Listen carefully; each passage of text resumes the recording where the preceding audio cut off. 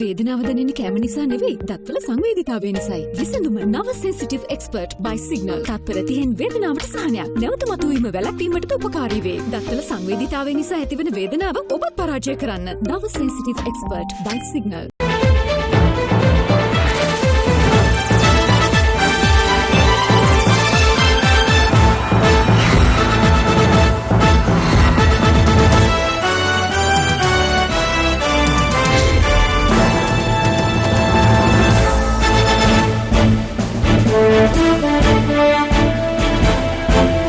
ආයුබෝවන් සුබ සන්ධ්‍යාවක්. සියලු සමීක්ෂණ වාර්තා නැවත නැවතත් තහවුරු කරන ශ්‍රී ලංකාවේ අංක 1 ප්‍රවෘත්ති ප්‍රකාශය. පැත්ත ගියත් ඇත්ත කියන හිරු ප්‍රවෘත්ති සමගින් මම මහේෂ් සේනාරත්න. මම උත්පලා රත්නායක. මුලින්ම සිරස්තල.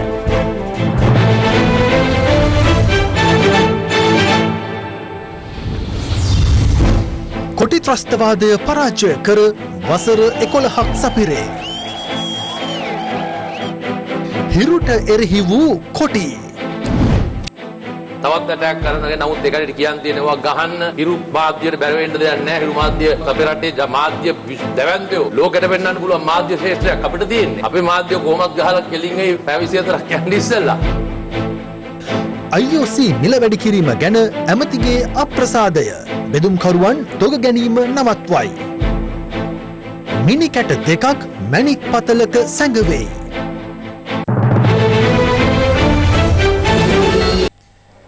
දශක 3ක් පුරා මෙරට ජනතාව පෙළූ ත්‍රස්තවාදයට නැවතීමේ තිත තබා අදට වසර 11ක් සපිරෙනවා.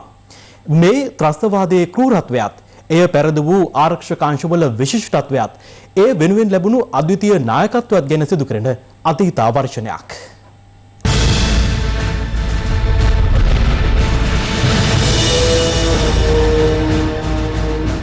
ඉතිහාසයේ වසර ගණනක් පුරා දේශපාලන මතවාදී ගැටුමක් ලෙස වර්ධනය වෙමින් පැවති අර්බුදය සටන්කාමී මුහුණුවරක් වෙත නැඹුරු වන්නේ 1976 වසරේ LTTE හෙවත් දෙමළ ඊලාම් විමුක්ති කොටි සංවිධානයේ බිහිවීමත් සමගයි.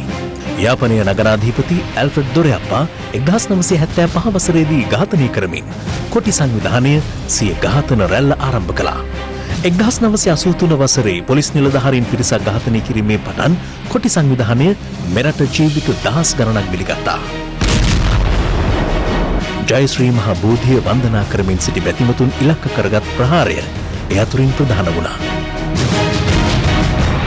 1987 ජූලි මාසයේදී මරාගෙන මැරෙන බෝම්බකරුවන්ව සිය ඊලාම් රාජ්‍ය සිහිනය වෙනුවෙන් යොදාගත් LTTE මරාගෙන මැරෙන ප්‍රහාර 380ක් පමණ සිදු කරමින් ලක්මාතාව බියගැන්වීමේ උත්සාහයක නිරත වුණා.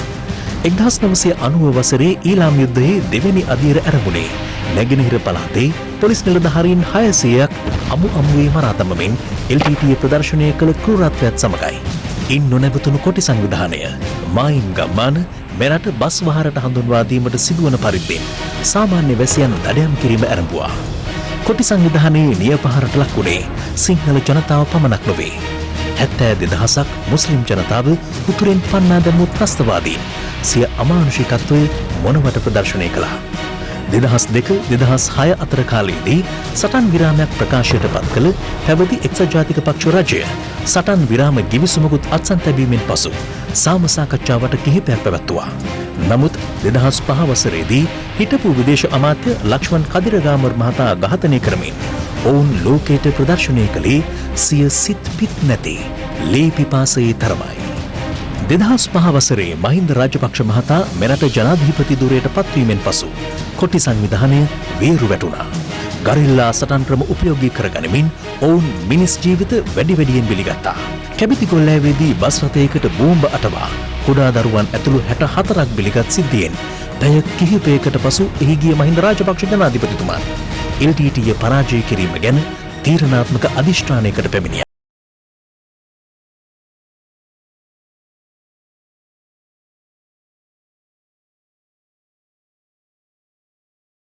සවස් කාලයේ ශ්‍රී ලංකා ගුවන් හමුදාව කොටි ඉලක්ක සොයා ගුවන්ගත වුණේ ඒ අනුවයි. කොටි සංවිධානයට මෙලෙස පරාජයේ ඉව වැටෙද්දී ඔවුන් සිදු කළේ මාවිල් ආරු සොරව වසා දමමින් පවුල් 15000ක් අසරණ කිරීමයි. අපේ මාතෘ භූමිය කැලි වලට කඩන්න ඉඩ තියන්න බෑ හාමුදුරුවනේ. අපි ජීවත් වෙලා ඉන්නකම් අපි අපි ඒකට ඉඩ තියන්නේ නැහැ. අපි ඒක විනාශ කරලා තමයි ආය පස්සේ හැරෙන්නේ කියලා අපි තමුන්නාන්සයන්ට මතක් කරන්න ඕන.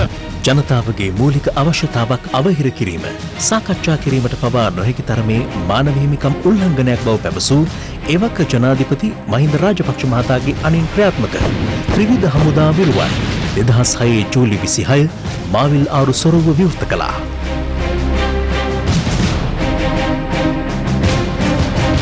ඉන් ජලකඳ සේම යුද විජයග්‍රහණයේ සටන්කාමී රැල්ලක්ද ඒ සමග ආරම්භ වුණා. 2006 දෙසැම්බරයේ රජයේ නැගෙනහිර මුදා ගැනීමේ මෙහෙයුම ආරම්භ කළ අතර තොප්පිගල මුදා ගැනීමෙන් පසු 2007 ජූලි මාසයේදී නැගෙනහිර LTTE බලය සහ මුලින්ම බිඳ දැමුවා.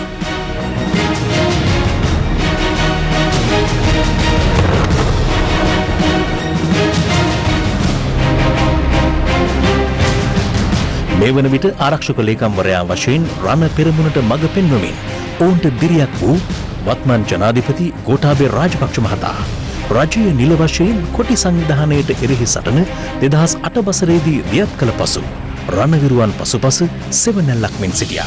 එපමණක් නොව ජයග්‍රහණයෙන් කෙළවර කළ හැකි සැලසුම් රැසක්ම ඔහු විසින් පෙන්වා දුන්නා.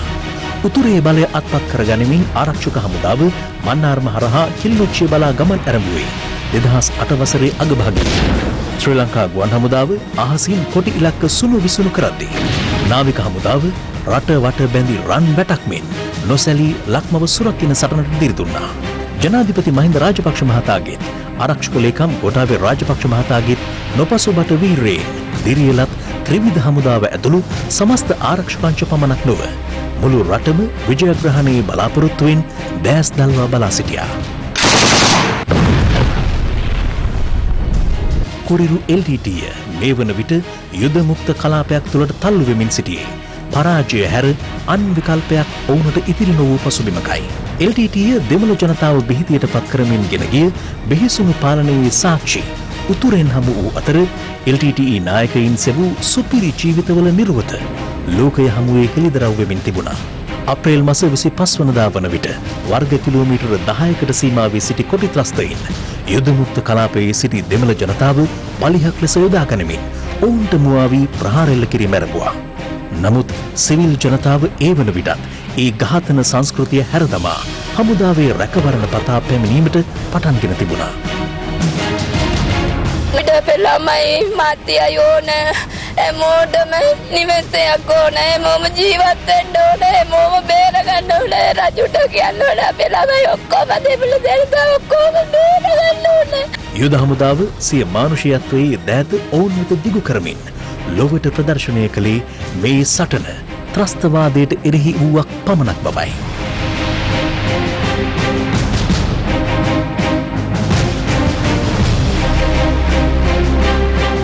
වසර 25කුත් මාස 9ක් හා සති 3කුත් දින 4ක් පුරා ලක්මතු බිහිතියට පත් කළ LTTE බිහිසුණු යුගය අවසන් කිරීමේ අවසන් සටන ආරම්භුනේ 2009 මැයි 16 වෙනිදා.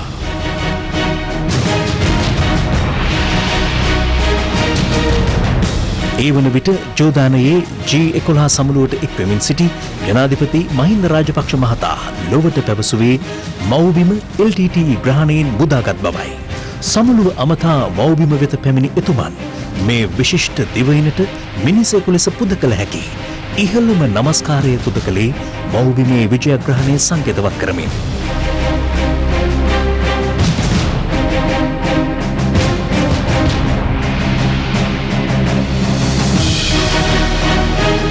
දෙදහස් නවයේ මැයි 18 වෙනිදා හිරු උදා වුණේ මව්බිමට නව යුගයක අරුණැලි උදා කරමින් වුවත් එදින රාත්‍රිය පුරා නන්දි කණාල් කලපුව ආශ්‍රිතව දරුණු ගැටුම් පැවතියා.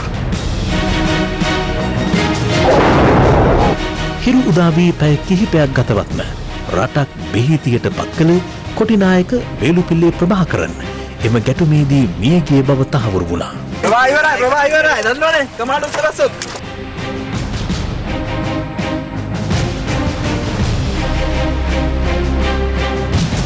ඔවුන්ගේ නායකයන් සියලුම ජීවිතාක්ෂර පත්වල ඉවරයි. LTTE සංවිධානය ලංකාවෙන් තුරන් වෙලා ඉවරයි. රටක් බේපත් කළ බිහිසුණු යුගයක නිමාව එලෙස සටහන් වුණේ එතෙක් මෙතෙක් කල් මව්බිම වෙනුවෙන් දිලිපිදූ රණවිරුවන් සියලු දෙනාගේ අවසන් සුසුම් රැගත් වාතලයට විජයග්‍රහණයේ රණ ഘോഷාහඬ මුසු කරමින්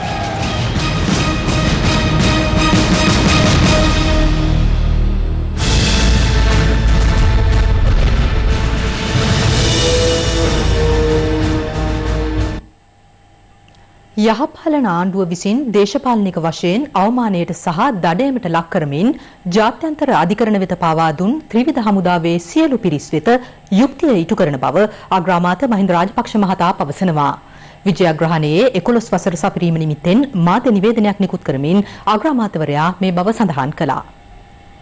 දෙමළ ඊළාම් විමුක්ති කොටි සංවිධානයට එරෙහි යුද ජයග්‍රහණයේ 11 වන සංවත්සරය නිදහසේ අද සාමකාමීව සමරන නමුත් එය දෙමළ ජනතාවට එරෙහි යුද්ධයක් නොවන බවත් ලෝකයේ දරුණුම ත්‍රස්තවාදීන් හැටියට නම් කරනු ලැබූ සංවිධානයකට එරෙහි යුද්ධයක් බවත් අග්‍රාමාත්‍යවරයා පෙන්වා දෙනවා. LTTE සංවිධානයේ පරාජය නිසා දෙමළ දේශපාලනඥයින් කොටි ඝාතකයන්ට බියෙන් ජීවත් වන්නේ නැති බවත් එතුලින් උතුර නැගෙනහිර පළාත්වල මැතිවරණය පැවැත්වීමට හැකියවීම හේතුවෙන් එම ප්‍රදේශවල ජනතාවගේ පරමාධිපත්‍ය බලය නැවතත් තහවුරු වී ඇති බව එම නිවේදනයෙන් පෙන්වා දෙනවා. LTTE සංවිධානයට එරෙහි 30 වසරක යුද ජයග්‍රහණයෙන් මුළු ලොවක් මවිත කළ ඒ ත්‍රිවිධ හමුදාව හා පොලිසිය අද වන විට ලොව පුරා වසංගතයක් ලෙසින් පැතිරී යන COVID-19 උවදුරට එරෙහිවද සෞඛ්‍ය අංශ සමග ඒකාබද්ධ මෙහෙයුමක නිරත වී සිටින අතර සෑම ආපදා අවස්ථාවකම ත්‍රිවිධ හමුදාව පොදු මහජනතාව සුරකමින් පෙරමුණේ සිටින නමුත් සමාජය තුළ සිවිල් හා මිලිටරි වශයෙන් කෘත්‍රිම භේදයක් ඇති කිරීමට යහපාලන දේශපාලන පක්ෂ මේ වන විට ගනිමින් සිටින දුෂ්ට උත්සාහය හෙලා දකින බවත් අග්‍රාමාත්‍යවරයා පෙන්වා දෙනවා. පසුගිය යහපාලන ආණ්ඩුව සමයේ ත්‍රිවිධ හමුදාව ජාත්‍යන්තරයට පාවා දුන් ආකාරයත් දැනට සේවයේ නියුතු මෙන්ම විශ්‍රාම ගිය විශාල පිරිසක් දඩයමට හා අවමානයට ලක් කළ ආකාරය අමතක කර නැති බවයි අග්‍රාමාත්‍යවරයා පෙන්වා දෙන්නේ. මෙලෙස අගතියටපත් සියලු පාර්ශ්වයන් සඳහා යුක්තිය ඉටු කරන බවට විජයග්‍රහණයේ 11 වන සංවත්සරය සමරන මේ මොහොතේදී ප්‍රතිඥා දෙන බවත් අග්‍රාමාත්‍යවරයා සිය නිවේදනයෙන් පෙන්වා දෙනවා.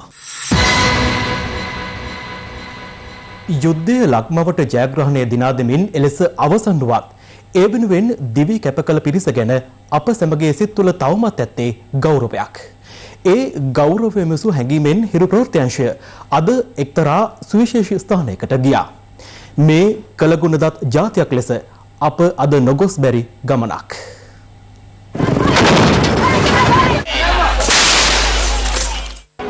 වෙඩි හඬ නැගෙන කුරිරු යුද්ධ බිමක අති බිහිසුණු බව හොඳින්ම හඳුනන්නේ ඒ අත්දැකීමට සක්‍රියව දායකත්වයේ සැපයූ වීරෝධාර රණවිරුවන්ම පමණයි. දශක 3ක අඳුරු යුගයකින් පසුව අපේ රට වසර 11ක් තිස්සේ නිදහසේ සුවේ විඳිනවා. නිදහසේ හුස්ම හිතට කොයිතරම්නම් සැනසීමක්ද? ඒ හුස්මට ජීවය දෙන්නට Tamanගේ ඇස් ඉස් මස්ලේ දන් දුන්නු අපේ අභීත වීරෝධාර රණවිරුවන්ගේ හිසට සෙවණක් වුණු මිහිඳු සෙත් මැදුරයි මේ. මේ පියසයට වෙසින්නේ මරණය හෝ යුද ජය බලාපොරොත්තුවෙන් රණබිමට පිවිසි අප වෙනුවෙන් ජීවිතයට අති බිහිසුණු අත්දැකීම් එක්කරගත් විරුවන් පිරිසක්. තුවාලනේ 2008 අක්කරයන්කුල බන්ටේකේදී මොටාර් කෑල්ලක් තමයි වැදුනේ කොන්දට. දැනට කකුල් දෙක පණ නැහැ. මම පුදුගුරු විප්පු අත්පත් කරගන්න ක්‍රියාන්විතයේ තමයි සහභාගී වුණේ. සවාදීන්ගෙන් වෙඩි ප්‍රහාරයකට ලක්ව මගේ ඉංග්‍රීසියෙන් 15ම අප්‍රාණික වුණා. පළවෙනි පාර 2008 තුවාල වුණා අකුල. පරන්තන් 9 මාර්ගය පස්සේ මම කඩන්න ගිහිල්ලා ඒක හොඳලා තමයි ආයි ගියේ. 2009 125 වලට මොටාර් කෑල්ලක් තමයි වදින්නේ. ඉතින් මගේ ඔළුවේ පැත්තක් ගලවගෙන යනවා. යුද්ධයේ අති බිහිසුණු ප්‍රතිඵල අදටත් අත්විඳිමින් ඔවුන් මේ නිදහස් රටේ දිවිගිවන්නේ ගිලන් ඇඳක් මතයි. වසර 11ක් තිස්සේ මිහිඳු සෙත් මැදුරේ වෛද්‍ය ප්‍රතිකාර ලැබමින් මොවුන් කියාපාන්නේ කොටි සංවිධානයේ ක්‍රූරත්වය සහ යුද්ධයේ බිහිසුණු බවයි. යුද්ධය හේතුවෙන් රෝද පුටුවට සීමා වුවත් ඔවුන්ගේ වීරය බිඳකුදු සීමා කර නැහැ. ඔවුන්ගේ එකම අරමුණ වී තිබෙන්නේ ලැබූ යුද ජයග්‍රහණයේ සේම දිනු මව් රටට තව තවත් කීර්තිය අත්කර දීමයි. මම රෝද පුටු රේස් පදිනවා. දැනට මම ආබාධ ප්‍රදීම් වලින් ආසියානු තරඟාවලියේදී ලංකාවට රිදි පදක්කමක් මම අරන් ආවා. පළ ඔලිම්පික් ගිහිල්ලා ලංකාවට කීර්තියක් ගෙන එක තමයි මම එකම බලාපොරොත්තු. මේ විරුවන්ගේ හෙට දවස සුරක්ෂිත කිරීමට ශ්‍රී ලංකා යුද හමුදාව අප කැපව සිටින්නේ ඔවුන් ජාතියේ කෘතගුණ හිමිවිය යුතු පිරිසක් වන බැවින්. මේ එකම ජාතික දජයක් යටතේ මාතෘ භූමියට නිදහසේ හුස්ම ගැනීම වෙනුවෙන් තම ජීවිතයේ සුන්දරම කාලය කැප කළ සදාකාලික විරුවන්ගේ නොනිමි අපේක්ෂාවයි. ඔවුන් සතු නොපසුබට වීරියද ඒ දිරිමත් වදන්වල තෝංකාර දෙනවා. ග්‍රෝදපුටෙන් ඉඳලා මං අද නැගිටලා ඉන්නවා කියන්නේ කොච්චර ජයග්‍රහණයක්ද එතන. අද ඒ ගැන මං සතුටුෙන් ඉන්නවා. ගතින් තුවාල වුණාට අපි හිතින් තුවාල වෙලා නැහැ. කොහොම හරි මේ මොරාල් එක තියන අපි ඉදිරියට යන්න තමයි බලන්නේ. බෑ කියන්නේ ඕන දෙයක් පුළුවන්. දැන් මට ඇවිදින්න පුළුවන් තව ටිකක් ව්‍යායාම කරලා උපරිම මම පෞල් ජීවිතයක් ගත කරන තමයි ඉන්න කල්පනා කරන්නේ. රන් මලක් ලෙස දිව් බඹුන් දෝතින් පිදුනේ පින්බිමේ මස් පිටක් ගිලිහි නොයන්නට රන් මැටක් ඇත සිව් කොනේ.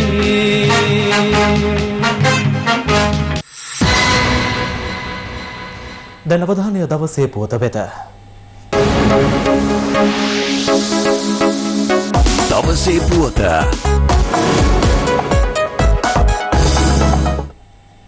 ශ්‍රී ලංකාවේ ප්‍රමුඛතම ප්‍රවෘත්ති සපයන්නා වූ හිරු මාධ්‍ය ජාලයට අද පෙරවරුවේ සයිබර් ප්‍රහාරයක් එල්ල වුණා. ඒ මෙතෙක් මෙරට ඉතිහාසයේ මාධ්‍ය ආයතනයක් වෙත එල්ල වූ පළමු සයිබර් ප්‍රහාරයයි. මෙම සයිබර් ප්‍රහාරය එල්ල වූයේ ම්ලේච්ඡ LTT ත්‍රස්තවාදයේ පරාජය කර වසර 11ක් ගතවන විජයග්‍රහණයේ සැමරුම යෙදී ඇති අද දිනේ වීමත් විශේෂත්වයක්.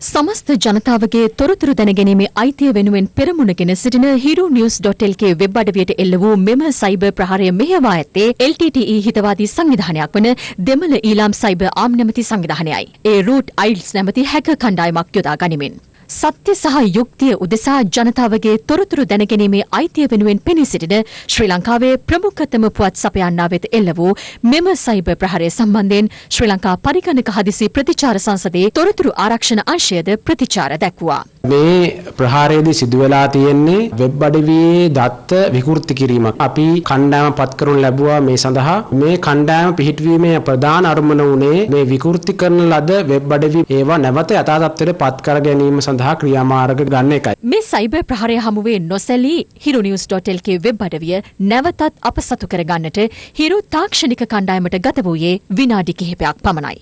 යුදමය පරාජයත් සමග ඊළාම් සිහිනය බොඳවුණු කොටි ත්‍රස්තවාදීන් සියන්තවාදී අභිමතාර්ථයන් මුදුන් පමුණවා ගැනීමට සයිබර් අවකාශය යොදා ගැනීමට පසුගිය වසර කිහිපය තුළදී අවස්ථා කිහිපයකදී උත්සාහ කළා. ජාතික හා ජාත්‍යන්තර වශයෙන් අන්තවාදී මත පතුරවාලීමට ත්‍රස්තවාදී අරමුදල් ඩොලර් බිලියන ගණනින් වැය කරන මෙවැනි උත්සාහයන්ද යුදමය ත්‍රස්තවාදය පරාජය කළාසේම පරාජයට පත් කළ යුතු වනවා. අද වන විට මෙම අන්තවාදය සිය ත්‍රස්තවාදී අරමුදල් යොදවමින් දේශීය මාධ්‍ය ආයතන මිලදී ගැනීම දක්වා පුළුල් වී තිබෙනවා. කොටි සංවිධානය තාම තීරණාත්මක ලෙස පරාජය කළා යුදමය වශයෙන්. අද වෙන විට ලංකාව තුල කොටි සංවිධානයේ ක්‍රියාකාරීත්වය තිශය ශූන්‍ය වෙලා මම නැත්තරම නැතිලා ඇති. නමුත් කොටි සංවිධානය කියලා කියන්නේ ත්‍රස්ත සංවිධානයක් වශයෙන් ලෝකෙ තිබිච්ච අංක 1 ත්‍රස්ත ජාලයක්. මහ බ්‍රිතාන්‍යයේ දාන දේශපාලන ධාරාවත් එක්ක ඕන් සම්බන්ධ වෙලා. ඊට අමතරව ඕන් මාධ්‍ය ජාල කරා. මෙම සයිබර් ප්‍රහාරය සම්බන්ධයෙන් යුද හමුදාපති ලුතින ජෙනරාල් ශවේන්ද්‍ර සිල්වා මහතාද හිරු නාලිකාවේ රට සහ හෙට වැඩසටහනට එක්වමින් අදහස් පළ කළා. අද උදෑසන සිදුවෙච්ච සිදුවීමක් තමයි මේ හිරු නිවුස් වෙබ් අඩවියට එල්ල කරපු සයිබර් ප්‍රහාරය. දෙමළ ඊළාම් සයිබර් ආමි කියන හැකරුන් විසින් LTT ත්‍රස්තවාදීන් කණ්ඩායමක් තාමත් පිටරට ඉන්නව නැත්තේ නෑ. භූමිය සටන් කර එක කණ්ඩායමක් ප්‍රධාන කොටස අරහෙත් ඉන්නවා ඒ වගේ කණ්ඩායම්. ඒවට සම්බන්ධ වෙච්ච NGOs කට්ටියකුත් ඉන්නවනේ. ඒ කට්ටියට මාසික පඩිය හම් වෙන්නේ LTT ගෙවෙනින් කතා කරොත් විතරයි. ඒක අපි දැක්කර දරුස්මාන් රිපෝට් එක ලියපු එක කාන්තාවක ගින්දලා තාමත් ඒ කට්ටිය ඉන්නවා මේවා. අපි දන්නවා සමහර ප්‍රබල රටවල ඒවා තිබ්බා කඩ පේලිවල් තිබ්බා. ඒ කට්ටියට අයිති වීදි තිබ්බා නගරවල. ඒ LTT සංවිධානය මේ මාතෘ භූමිය කියලා පැරදිලා හිටියට සංකල්ප තිබ්බ න්‍යාය පත්‍ර නැති වෙලා නැහැ. උන්ට මුදල් විශාල ප්‍රමාණයක් තියෙනවා. ඒ මුදල් වලින් ජාත්‍යන්තරයේ යම් කට්ටිය මිලදී ගන්න හැකියාවක් තිබෙනවා. ප්‍රාණපතිවරයෙක් හැටියට මම ඇමරිකාවේ නිව්යෝක් නුවරදී එක්සත් ජාතීන්ගේ සංවිධානයේ අපි දැක්කා එතන ඉන්නවා එක රිපෝටර් කෙනෙක්. එයා අපේ රටට විරුද්ධ 272ක් එක අවුරුද්දට වාර්තා ලියනවා. එයාගේ වැඩේ ඒක පමණයි. එයාට ගෙදරක් කරන් දෙන්න තිබා කැනඩාවේ. LTT සංවිධානයේ ජාත්‍යන්තර හිටපු ප්‍රබලයන්. ඕක අතාරින්නේ නැහැ. ඔය දේවල් කරයි. තවත් ඇටැක් කරනවා. නමුත් ඒකට කියන් තියෙනවා ගහන්න හිරු මාධ්‍යයට බැර වෙන්න දෙයක් නැහැ. හිරු මාධ්‍ය අපේ රටේ මාධ්‍ය දැවැන්තයෝ ලෝකෙට පෙන්වන්න පුළුවන් මාධ්‍ය ශේෂ්ත්‍රයක් අපිට තියෙන්නේ. අපේ මාධ්‍ය කොහොමත් ගහලා කෙලින් ඒ පැය 24ක් යන්න ඉස්සෙල්ලා. අවාසනාවට මේවට හසු වෙන කණ්ඩායම් ජාත්‍යන්තරේ ඉන්නවා. අන්තවාදයට එරෙහිව පොදු මහජනතාව වෙනුවෙන් අපක්ෂපාතීව සිය මාධ්‍ය මෙහෙවර නොබියව ඉටු කරන මෙරට ප්‍රමුඛතම මාධ්‍ය ජාලය මෙවැනි හැකවරුන් විසින් තෝරාගන්නේ මන්ද? අපි දන්නවා ඇයි මේ හිරු එකටම මෙහෙම කරේ කියලා. හිරු ආයතනය කියලා කියන්නේ ශ්‍රී ලංකාවේ ජාතිය ආගම රට වෙනුවෙන් අප කැපවී හැමදාම වැඩ කරන හොඳම ආයතනයක්. මේ වෙලාවේදී අපේ රජය වහාම මේ ගැන හොයලා බලලා කටයුතු කරන්නට ඕන. LTTE අතකොළු බවට පත්වමින් ත්‍රස්තවාදී ඌමනාවන් වෙනුවෙන් පෙනී සිටින ඇතැම් මාධ්‍යමෙන් නොව හිරු මාධ්‍ය ජාලය නොබියව රට වෙනුවෙන් නිරතුරුව පෙනී සිටින බැවින් මෙවැනි නිර්ලජ්ජිත ප්‍රහාරයන්ට ඉලක්ක වීම අප අභියෝගයක් කොට සලකන්නේ නැහැ. එදා පටන් අද දක්වා හිරු සමග සබැඳි ජනතා විශ්වාසය අපට නිරතුරු ශක්තියක් වන බව අපට සහතිකයි. ඒ විශ්වාසය සමගින් තවදුරටත් රට වෙනුවෙන් අප අපගේ හඬ නොබියවම අවදි කරන බවටත් සහතික වනවා.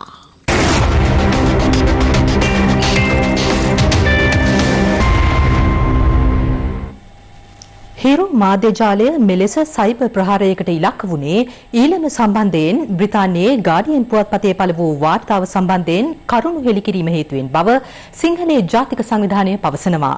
මේ අතර හිරු මාධ්‍ය ජාලයට එල්ල වූ සයිබර් ප්‍රහාරය සම්බන්ධයෙන් මහා සංඝරත්නය ඇතුළු තවත් පාර්ශව රැසක්ම අද අදහස් පළ කළා. අද මෙරට තියෙන ප්‍රධානම මාධ්‍ය ආයතනය තමයි හිරු මාධ්‍ය ආයතනය.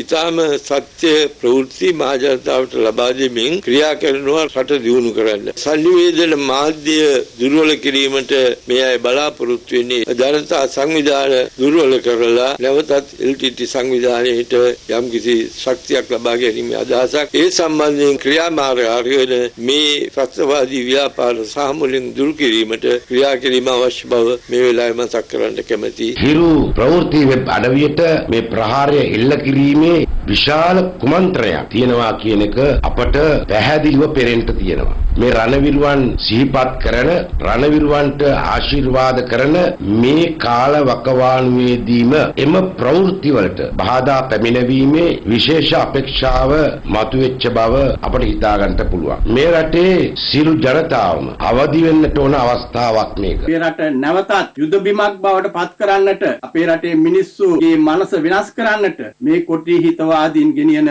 වැඩසටහන් අපි තරයේ හෙලා දකිනවා. මේ අවස්ථාවෙත් මේ ඇතිවුණු සයිබර් ප්‍රහාරය හිරු නාලිකාව වැනි ප්‍රබුද්ධ නාලිකාවන් විසින් සිදු කරනු ලබන උතුම් සේවාවන්ට බාධා කරලා අධෛර්ය කිරීමට දරන බෑයමක් කියලා අපිට හිතන්න පුළුවන්. මහ ජනතාව මේ පිළිබඳව දැනුවත් වෙලා එබඳු කාර්යයන් හෙලා දැකීම කළ යුතු දෙයක් හැටියට මා කල්පනා කරනවා. මේ ලෝකයේ පුරාම විසිරී සිටින ඊළාමයක් ප්‍රාර්ථනා කරපු පිරිස. හැමදාමත් මේ රටේ දේශීයත්වය වෙනුවෙන්, ජාතිය වෙනුවෙන්, රට වෙනුවෙන් කතා කරන පුද්ගලයින්ට සහ ආයතන වලට පහර දීම් සිද්ධ කරනවා. අපි මේ මොහොතේදී සඳහන් කරන්නට කැමති රටේ ඉතාමත්ම වගකිය යුතු මාධ්‍ය ජාලයක්, ජනතාව විශාල ප්‍රමාණයක් නරඹන මාධ්‍ය ජාලයක්, සත්‍ය ප්‍රවෘත්ති මිනිස්සු අතරට අරගෙන යන මාධ්‍ය ජාලයක්, ජාතිකත්වයේ වෙනුවෙන් කැපවී කටයුතු කරන මාධ්‍ය ජාලයක් වන hiru news.lk වෙබ් අඩවියට සයිබර් ප්‍රහාරයක් එල්ල කරලා තිබෙනවා දෙමළ ඊලාම් සයිබර් ආම් කියන කණ්ඩායම. ඒ රට වෙනුවෙන් අදටත් පෙනී හිටින මේ මාධ්‍ය වලට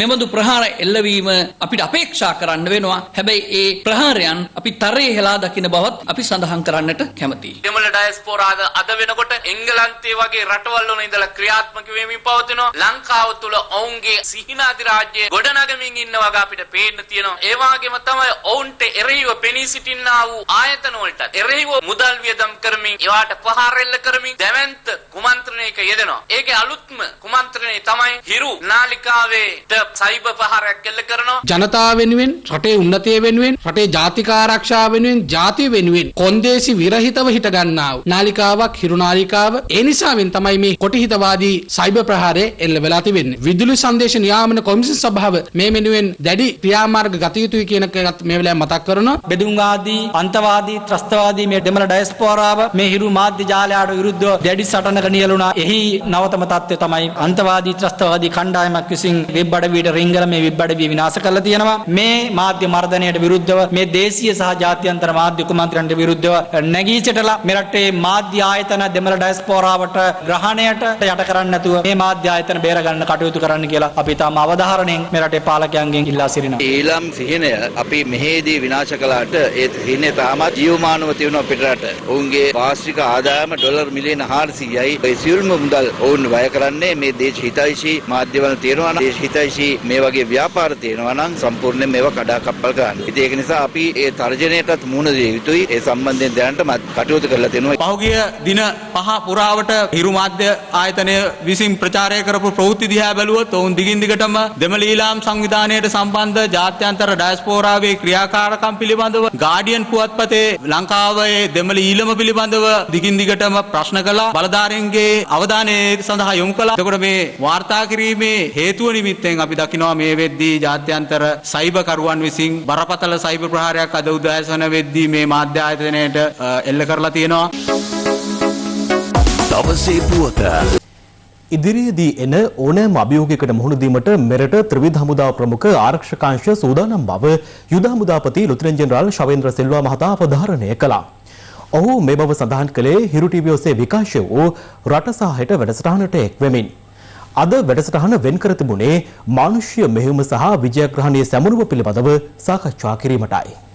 දශක 3ක් පුරාවට කුරිරු ත්‍රස්තවාදයක් එක්ක ජීවත් වුණා. අපි ආපස්සට ටිකක් හැරිලා බලන එක වටිනවා. අපිට වැරදුනා නම් වැරදුනේ කොතනද කොහොමද වැරදුනේ? අපිට නිදහස හම්බුනහම පාර්ලිමේන්තු මැතිවරණේ සිංහල බහුතරයක් දින පාර්ලිමේන්තුවක් පත් වුණා. ඒ පත් වුණාම අර බ්‍රිතාන්‍යයන් යටතේ මුකුත් කරගන්න බැරුව හිටපු සිංහල ජනතාව ඒගොල්ලන්ට වෙච්ච අසාධාරණකම් නිවැරදි කරන්න උත්සාහ කරා. එතකොට දෙමළ ජනතාවට හිතුණා මේක ඒගොල්ලන්ට අසාධාරණයක් වෙනවා. මේ தত্ত্বය දමිළ දේශපාලක පාවිච්චි කර ඒගොල්ලන්ගේ වාසියට. ඒකෙන් මේ ත්‍රස්තවාදය අනගැන්නුණා ටිකක්. කාලේ අපේ නායකයොත් මේක අසුළු කර තැලුවා. ප්‍රධාන වශයෙන් කරුණු 4ක් මතයි මේක පදනම්. අඩුම හානි සිවිල් ජනතාවට සිදුවීමටත්, අඩුම හානි සිවිල් ජනතාවගේ දේපලට සහ රජයේ දේපලට සිදුවීමටත්, අවම හානි හමුදාවල් වලට සිදුවීමට වග බලා ගැනීමෙන් අවශ්‍ය පරිදි ත්‍රස්තවාදී නායකත්වයට ප්‍රහාර එල්ල කරමින් මේ සටන දිනන්නේ කොහොමද කියන එක තමයි රජයේ තීරණය කළේ. කියනවානේ වෙලාවට සෙට් වෙනවා කියලා. ඒ වගේ හොඳ කණ්ඩායමක් හිටියා. හිටපු ජනාධිපතිතුමාට විදේශීය එන ප්‍රෙෂර් එක කෝල් කරගන්න හැකියාවක් ලැබුණා. අපිට දුන්නේ වන්නිමාංශු මෙහෙමට යද්දී මේක ඉවර කරන්න යනවා කියන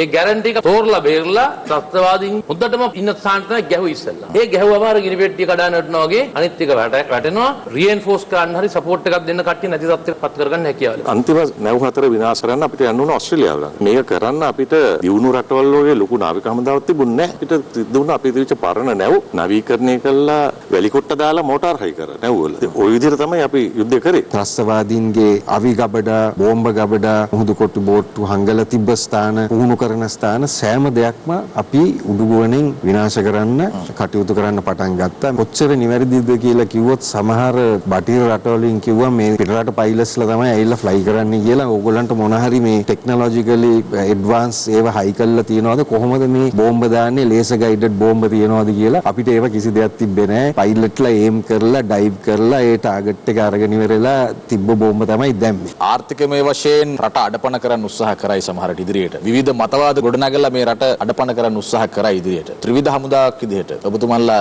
ඒ වෙනුවෙන් සූදානම්? අනිවාර්යෙන්ම අපි අනිවාර්යෙන්ම සූදානම්. අද අපි කොහෙද ඉන්නේ? ආවේ කොහෙන්ද? යන්න තියෙන්නේ කොහෙද? ඒකට තියෙන අප්‍රෝචස් මොනවාද? අඩුපාඩු මොනවාද? ඒ ඔක්කොම අපි හදාගෙන අපි නිකන් නෙමෙයි ඉන්නේ. ඕනෑම දෙයකට මුහුණ දෙන්න. බලන්නකෝ මේ ආව වුහාන් ලින්ගෙද්දී අපේ CBRN තියෙනවා. ලෝකේ ප්‍රථම වතාවට මේ අපේ ජනාධිපතිතුමා ප්‍රමාත්තුමා පටන් ගත්ත ප්‍රෝධාන ක්‍රමවේදය. ඊට අමතරව රටේ මේ සංවර්ධනය වෙනුවෙන් අපි වෙනම කණ්ඩායම් සූදානම් කළ තිබේ. ලෝක සිතියේ මේ රට යන්න අවශ්‍ය සියලුම දේවල් වලට අපි ත්‍රිවිධ හමුදාව, පොලිසිය, සිවිල් ආරක්ෂක බලමුළුව අනිවාර්යයෙන් සූදානම්ෙන් කටයුතු කරනවා. IOC සමාගම පෙට්‍රල් මිල ඉහළ දැමීම Taman කිසිසේත් අනුමත නොකරන බව විශේෂ බාර අමාත්‍ය මහින්ද අමරවීර මහතා පවසනවා. IOC සමාගම ඊයේ සිට පෙට්‍රල් මිල ඉහළ දැමුවේ ලෝක වෙළඳපොලේ ඉන්ධන මිල පහළ යමින් පවතින පසුබිමකයි. මේ අතර මිල ඉහළ දැමීම හේතුවෙන් ඉන්දියන් ඔයිල් සමාගමෙන් ඉන්ධන ලබා ගැනීම తాවකාලිකව අත්හිටුවන බව ලංකා IOC බෙදුම්කරුවන්ගේ සංගමය ප්‍රකාශ කළා. ඊයේ මධ්‍යම රාත්‍රියේ සිට ඉන්දියන් ඔයිල් සමාගම ඔක්ටේන් 92 පෙට්‍රල් ලීටර එක මිල රුපියල් 5කින් ඉහළ දැමුවා. ඒ අනුව අද එම ඉන්ධන අලෙවි කෙරුණේ රුපියල් 142 බැගින්. කෙසේ වෙතත් විශේෂ භාර අමාත්‍ය මහින්ද අමරවීර මහතා පැවසුවේ මිල ඉහළ දැමීම සම්බන්ධයෙන් රජයට පියවර ගැනීමේ හැකියාවක් නොමැති බවයි. මේ වෙනතෙක් අපිට කිසිදු දැනුම් දීමක් කරලා නැහැ. බොහෝ අය විමසනවා khනිජ තෙල් නීතිගත සංස්ථාවේ සිපෙට්කෝ බෙදා හැරීම් මධ්‍යස්ථාන වලින් ලබා දෙන ඉන්ධනත් මිල වැඩි වෙනවද කියලා. අපි තාම කිසිදු අදහසක් නැහැ ඉන්ධන මිල වැඩි කරන්න. අපේ බාරේ නෙමෙයි තියෙන්නේ IOC සමාගම සාධාරණ වැඩි කිරීමක් කියලා මම හිතන්නේත් නැහැ. මේ සම්බන්ධයෙන් විපක්ෂයේ හිටපු මන්ත්‍රීවරුන් මෙලෙස අදහස් පළ කළා. තෙල් මිලේ අඩුවීමත් එක්ක පෙට්‍රල් ලීටරයක් රුපියල් 31ක් 35ත් අතර මුදලකට දෙන්න පුළුවන්. ඩීසල් ලීටරයක් රුපියල් 34ත් 35ත් අතර මුදලකට දෙන්න පුළුවන්. භූමි තෙල් ලීටරයක් රුපියල් 25කට ආසන්න මුදලකට දෙන්න පුළුවන්. ආණ්ඩුව එක දිනකට පෙට්‍රල් අලවියෙන් පමණක් කෝටි 25කට ආසන්න ලාභයක් උපයනවා. මිලියන 700කට අධික මුදලක් ජනතාවගෙන් මංකොල්ල කරනවායි කියන එක තාමත් පැහැදිලිව කියන්න කැමතියි. කෙසේ වුවත් IOC සමාගමේ ඉන්ධන මිල ඉහළ යාම සම්බන්ධයෙන් ශ්‍රී ලංකා පොදු ජන පෙරමුණු ප්‍රවෘත්ති සාකච්ඡාවේදී මෙලෙස පිළිතුරු ලබා දුන්නා. IOC සමාගම ලංකාවට ගෙන ආවේ රනිල් වික්‍රමසිංහ මහත්මයාගේ රජය කාලේ ඉන්දියාව සමග ඇති කරගත් ගිවිසුමක් කරා. මුල් අවස්ථාවේදී IOC සමාගම ලංකාවට ගෙන්වා ගැනීමේදී ඔවුන්ට මේ වරප්‍රසාද දීපු පුද්ගලයන්ගේ අතේ තියෙන වරද ඒ අපිට කොච්චර හිත කරගමුණත් ඒ වෙනස් කිරීමට හැකියාවක් ලැබෙන්නේ නැහැ. මහමැතිවරණය ලබන ජූනි මාස 20 වෙනිදා පැවැත්වීමට මැතිවරණ කොමිසම නිකුත් කර තිබෙන ගැසට් නිවේදනය සහ පාර්ලිමේන්තුව විසිරුවා හැරීමේ ගැසට් නිවේදනය බල රහිත කරන්න ඉල්ලා ගොනු කර තිබෙන මූලික අයිතිවාසිකම් පෙත්සම් 7 සලකා බැලීම හෙට දක්වා කල් දැමීමට ශ්‍රේෂ්ඨාධිකරණය අද තීරණය කළා.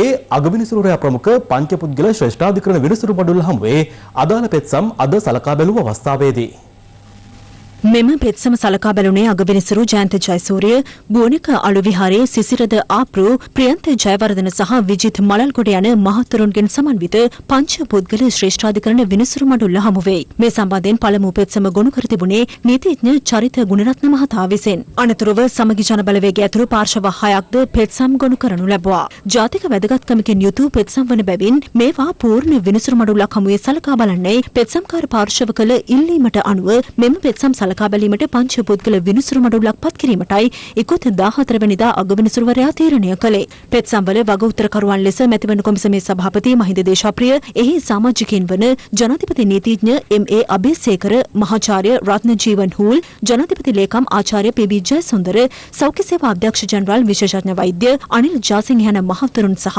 නීතිපතිවරයා නම් කර තිබෙනවා.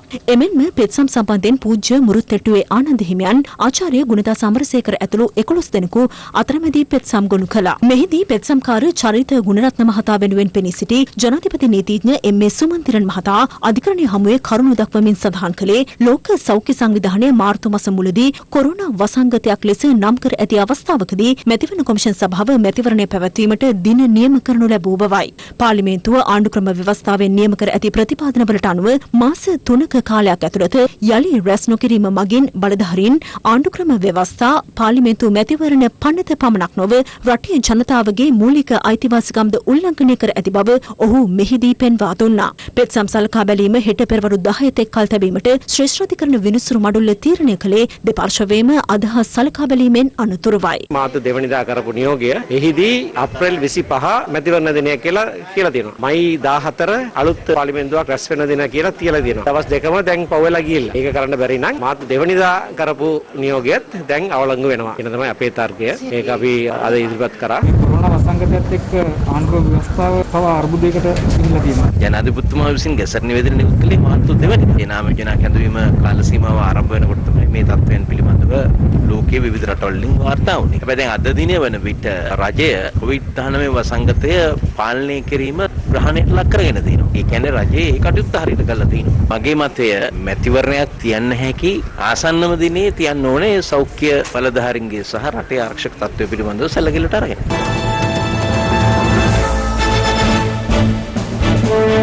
කොළඹ සහ ගම්පහ දිස්ත්‍රික්ක හැර සෙසු දිස්ත්‍රික්ක 23 සඳහා පනවා තිබූ ඇඳරි නීතිය අද පෙරවරුවේ ඉවත් කෙරුණා. එම දිස්ත්‍රික්ක සඳහා අද රාත්‍රී 8 සිට හෙට අලුයම 5 දක්වා යලි ඇඳරි නීතිය පැනවෙනවා. මේ අතර ජන ජීවිතය යථාවත් කිරීමේ රජයේ වැඩපිළිවෙල අදත් රට පුරා ක්‍රියාත්මක වූ අතර කොළඹ කොටස් වෙළඳපළ මිල දර්ශකය අද කැපී පෙනෙන ලෙස වර්ධනය වීමත් විශේෂත්වයක්.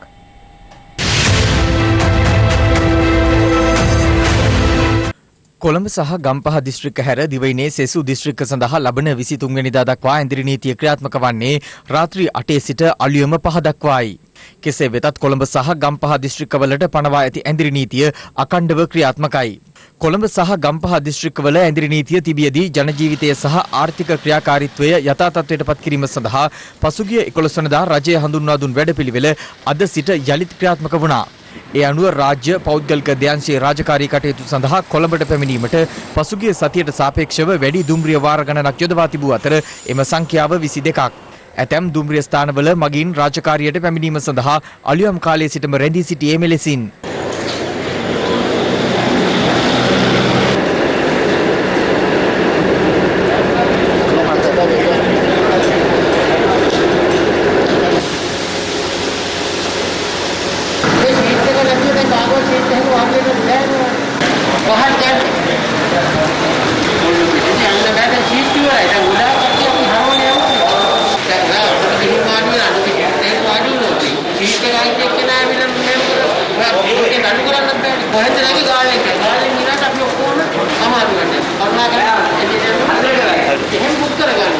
එලෙස දිවයිනේ විවිධ ප්‍රදේශවලින් කොළඹට පැමිණි ජනතාව කොටුව දුම්රිය ස්ථානයෙන් පිටතට පැමිණීමේදී ආරක්ෂක අංශ විසින් ශරීර උෂ්ණත්වය පරීක්ෂා කිරීම අදත් සිදු වුණා.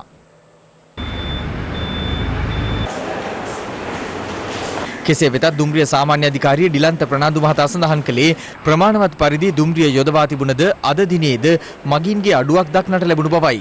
අප දුම්රිය මගින් 11500ක ප්‍රමාණයකට ආසන වෙන් කර තිබුණත් මගින් පැමිණ ඇත්තේ 8822ක් පමණයි. එම ආසන වෙන් කර ගන්නා ආයතන වලින් තා කරුණාවෙන් ඉල්ලා සිටිනවා එසේ වෙන් කරන ලබන ආසන සඳහා ඒ අදාළ මගින් දුම්රිය වෙත යොමු කරන ලෙස. එලෙසම සමහර සමාජ දාලා හරහා අප විසින් ලබා දෙන මේ ටෝකන් පත්‍රය සම්බන්ධයෙන් යම් ප්‍රශ්න පැන නැගිලා තියෙනවා. මේ ටෝකන් පත්‍රය උඹ වෙත ලබා දෙන්නේ උඹ නැවත කොළඹ කොටුවේ සිට ගමනාන්තය දක්වා ගමන් කිරීමේදී ඇතිවන අපහසුතාවය වළක්වා ගැනීම සඳහායි. මේ අතර රාජකාරී කටයුතු සඳහා පැමිණෙන ජනතාවගේ ගමන් පහසුව සඳහා ලංකා ගමනාගමන මණ්ඩලයට අමතරව පෞද්ගලික බස් රථද සේවය යොදවා තිබෙන අයුරු මෙලෙස දැකගත හැකි වුණා. කෙසේ වෙතත් ඇතැම් ප්‍රදේශවල ජනතාව චෝදනා කළේ රාජකාරී සඳහා කොළඹට පැමිණීමට ප්‍රමාණවත් පරිදි ප්‍රවාහන පහසුකම් නොතිබූ බවටයි.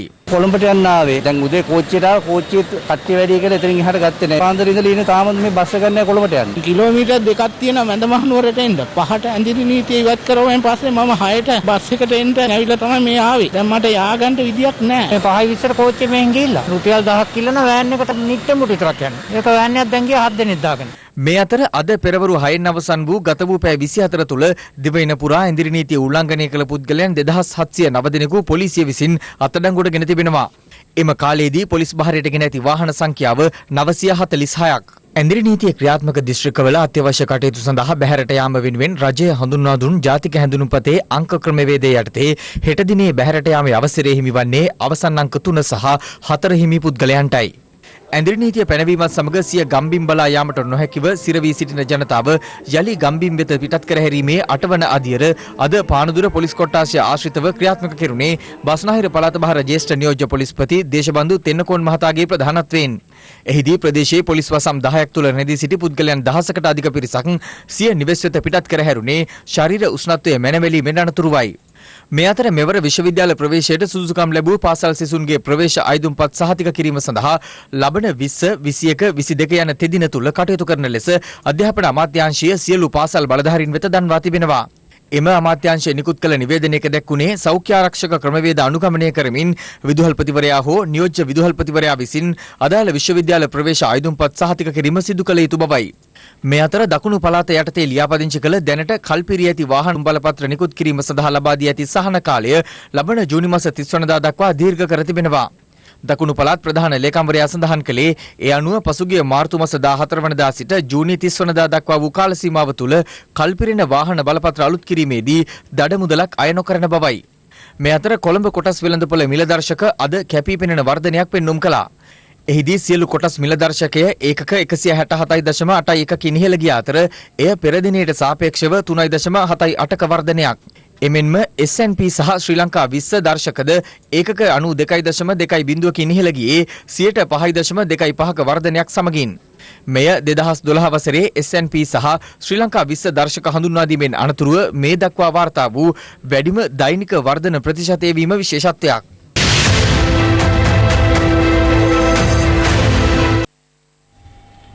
COVID-19 ආසාදනය වූවන් 21 දෙනෙකු ගත වූ පැය 24 තුළ පූර්ණ සුවය ලබා පිටව යාමත් සමග වෛරසය ආසාදනය වී සුවය ලැබූ සංඛ්‍යාව 559ක් දක්වා ඉහළ ගියා.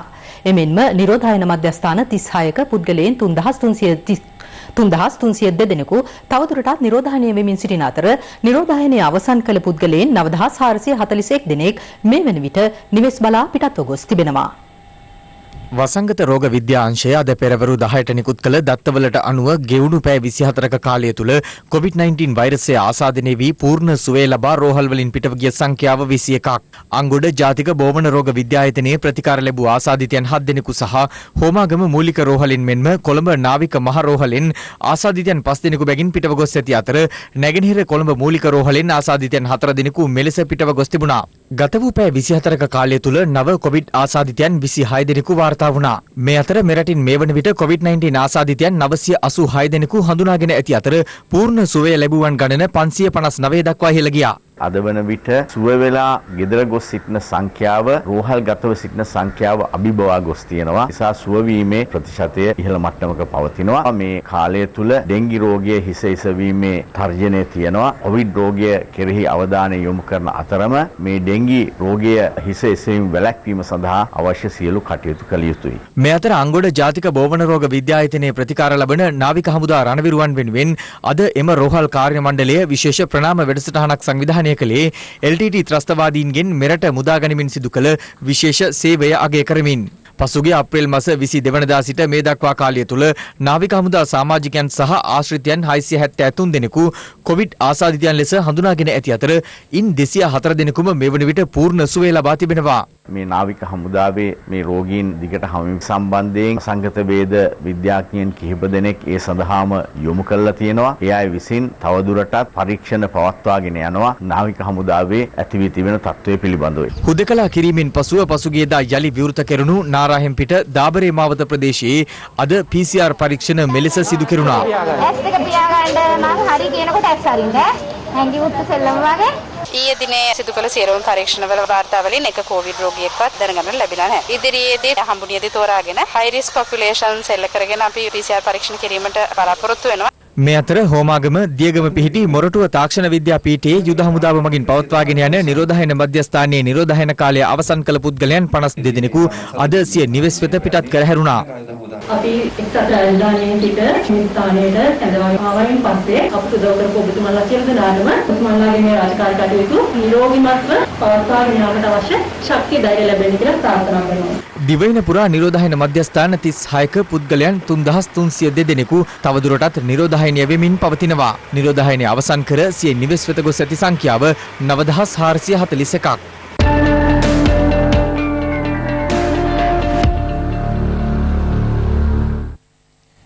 යුද්ධයෙන් මියගිය පිරිස් සැමරීමේ උත්සව කිහිපයක් උතුරු හා නැගෙනහිර පළාත්වල අද ක්‍රියාත්මක වුණා.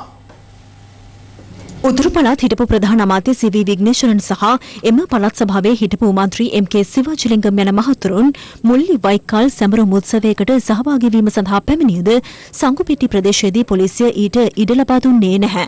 මේ වැඩේ කරන්න එපා. අධිකරණ නියෝගයක් අපි අරගෙන තියෙනවා. කොරෝනා මේවා ගැන අර අපි වෙන්දලා ඉන්න ඕනේ. ඒකට යටත්ව කරන්න පුළුවන් කියලා මේ ඉතාලියෙන් කියලා තියෙනවා. අනතුරුව එම්.කේ. සිවාජිලිංගම් මහතා ඊට නුදුරින් පිහිටි සෙම්මනි ප්‍රදේශයේදී සැමරුම් උත්සවයක නිරත වුණා. කෙසේ වෙතත් ආරක්ෂකාංශ නියෝගය පිළිගත් හිටපු ප්‍රධාන අමාත්‍ය සී.වී. විග්නේශ්වරන් මහතා එම ස්ථානයෙන් පිටව ගොස් සිය නිවසේදී සැමරුම් උත්සවයක නිරත වුණා. මේ අතර මියගිය පිරිස් සැමරීමේ උත්සව කිහිපයක් වවුනියාව නගරයේදී පැවැත්වුණේ දෙමළ ජාතික සන්ධාන හිටපු පාර්ලිමේන්තු මන්ත්‍රීවරුන් ඇතුළු පිරිසකගේ සහභාගීත්වයෙන්. මීට අමතරව මඩකලපුව නගරාශ්‍රිත ස්ථාන කිහිපයකදීද සැමරුම් උත්සව පැවැත්වුණා. කෙසේ වෙතත් පොලිසිය සහ හමුදාවේ මැදිහත් වීමෙන් එම කටයුතු නවතා දමා තිබෙනවා. වාකරේ කණ්ඩලේ කලපුව අසල පැවති සැමරුම් උත්සවයක්ද ප්‍රදේශවාසීන්ගේ විරෝධය හේතුවෙන් නවතා දමා ඇති බව අප වාර්තාකරු පැවසුවා. මේ අතර ආරක්ෂක අමාත්‍යාංශය උතුරේ ආරක්ෂකාංශ වෙත උපදෙස් ලබා දී තිබෙන්නේ යාපනය කිලිනොච්චි සහ මුලතිව් දිස්ත්‍රික්කවල මහජන එක් රැස්වීම් වැළැක්වීමට පියවර ගන්නා ලෙසයි. කොරෝනා වෛරසය පැතිරීමට එරෙහි නිරෝධායන නීති අනුව මෙම පියවර ගත යුතු බව ආරක්ෂක අමාත්‍යාංශය දැනුම් දී තිබෙනවා.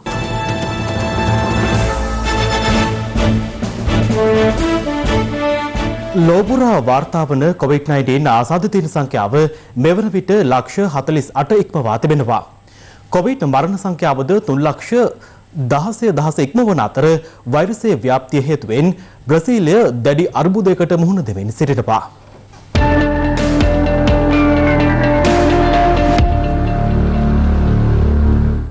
බ්‍රසීලයේ සාවෝ පාවුලෝ නුවර රජයේ රෝහල් සියල්ලම පාහේ COVID-19 ආසාදිතයන්ගෙන් පිරී පවතින බව විදෙස් මාධ්‍ය වාර්තා කළා. තවත් සති දෙකකින් පසු අනෙකුත් රෝගීන්ට රෝහල්වල ඉඩකඩ නොමැති තත්ත්වයක් උද්ගතව තිබෙනවා. මේ අතර දෛනිකව වාර්තා වන මරණ සහ ආසාදිතයන්ගේ අඩුවීම සැලකිල්ලට ගනිමින් යුරෝපයේ රටවල් රැසක් නිරෝධායන රෙගුලාසි සහ සංචරණ සීමා තවදුරටත් ලිහිල් කිරීමට අවධානය යොමු කර තිබෙනවා. බ්‍රිතාන්‍යයේ ගත වූ පැය 24 තුළ වාර්තා වූයේ පුද්ගල මරණ 170ක් පමණයි.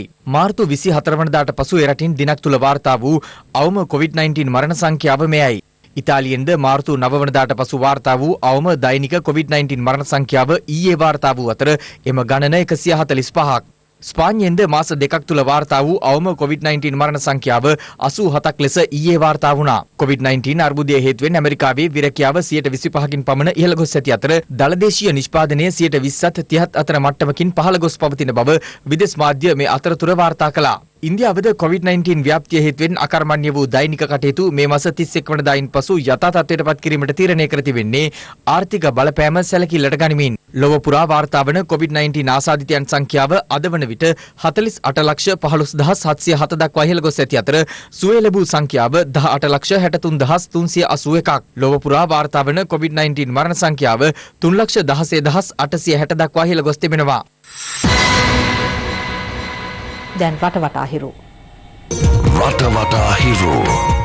අම්ෆන් සුළුකුණාටුව දිවයිනෙන් බැහැරට ගමන් කරමින් බංග්ලාදේශ වෙරළබඩ තීරයට ඇතුළු වුවද දිවයිනේ නිර්තදිග කොටසට තවදුරටත් වැසි ඇතිවිය හැකි බව කාලගුණ විද්‍යා දෙපාර්තමේන්තුව අනාවැකි පළ කරනවා. නැවත දැනුම් දෙනතුරු දිවයින වටා ගැඹුරු සහ නොගැඹුරු මුහුදු ප්‍රදේශවල දිහිවර සහ නාවික කටයුතු වල නොයෙදෙන ලෙසටද එම දෙපාර්තමේන්තුව දැනුම් දෙනවා. පයාගල මග්ගොන කුඩාව දීවර වරායෙන් මුහුදු ගිය දීවර බෝට්ටුවක් පෙරළී යාමෙන් එහි සිටි දීවරින් දෙදෙනෙකු ජීවිතක්ෂයට පත්ව තිබෙනවා. එහි සිටි තවත් දීවරයෙකු ප්‍රදේශවාසීන් විසින් බේරාගෙන රෝහල්ගත කළා. මහවැව තොඩුවාව ප්‍රදේශය දරුණු ලෙස මුහුදු කාදනයට ලක්ව ඇති අතර ප්‍රදේශවාසීන් බලධාරීන්ගෙන් ඉල්ලා සිටින්නේ වාරකන් කාලය ආරම්භ වීමට පෙර ගල්වැටි යොදා ප්‍රදේශය ආරක්ෂා කර දෙන ලෙසයි. මේ අතර මුතුපන්තිය ප්‍රදේශයද දැඩි ලෙස මුහුදු කාදනයට ලක්ව තිබෙනවා. බකමූන කන්තලේයාය අතරගල්ලෑව ප්‍රදේශයේදී එකම පවුලේ 3 හැවිරිදි සහ 7 හැවිරිදි දැරියන් දෙදෙනෙකු සිය නිවස පිටුපස පිහිටි ජලය පිරී තිබූ පතල් වලකට වැටි ජීවිතක්ෂයට පත්ව තිබෙනවා. ඔවුන් දෙදෙනා අසල නිවසකට යන බව පවසා නිවසින් පිටව ගොස් ඇති නමුත් යලි නිවසට නොපැමිණීම සම්බන්ධයෙන් කළ සොයා බැලීමකදී දැරියන් දෙදෙනාගේ සිරුරු හමු වී තිබෙනවා. රටවටා හිරු. මංගල සමරවීර හිටපු මන්ත්‍රීවරයා තවත් ආందోලනාත්මක ප්‍රකාශයක් සිදු කර තිබෙනවා. බුදුරජාණන් වහන්සේගේ කාලේ ඉඳලාම දේවදත්ත එවකට හිටපු භික්ෂුන් වහන්සේලා 1250 750ක්ම මේ කල්ලියට එකතු කරගෙන එවකට හිටපු අජාසත්තගේ න්‍යාය පත්‍රය ක්‍රියාත්මක කරන්නට බුදුහාමුදුරන්ට එරෙහිව කුමන්ත්‍රණය කරා. පරාක්‍රමබාහු රජුරන්ගේ කාලේ මෙවැනි සංඝ කල්ලි ඇති වෙලා බෞද්ධ දර්ශනයට විශාල අභියෝගයක් ඇති වුණ නිසා භික්ෂුන් වහන්සේලා 60000කට වඩා ප්‍රමාණයක් හන ගහලා සසනින් නිරපුවා. ඒ වගේම අද නූතන අජාසත්තලාගේ වමනාව වෙනුවෙන් අපගේ ශ්‍රේෂ්ඨ වූ බුද්ධ ධර්මයට මහා අභියෝගයක් වෙලා තියෙනවා. ජනතාව රවට්ටන්නට දේශපාලන වශයෙන් නොමග යවන්නට පවා ආයුධයක් බවට පත් කරගෙන තියෙන මොහොතක මේ සංඝ කල්ය පරාජය කිරීම සඳහා සියලු දෙනාම එකතු වෙලා මේ වෙලාවේ අභියෝගයෙන් බේර ගන්නට ඕනේ කියලා මම විශ්වාස කරනවා. මේ සෝදානම සමගින් යන්නට. පත්තක් නැතුව ඇත දැනගන්න ඔබගේ ජංගම දුරකථන ජාලය අනුව තිරයේ දිස්වන පරිදි හිරු ප්‍රවෘත්ති SMS සේවාව සක්‍රිය කරගන්න. අපි යලි හමුවන්නේ අද රාත්‍රී 9:55ට. ආයුබෝවන්.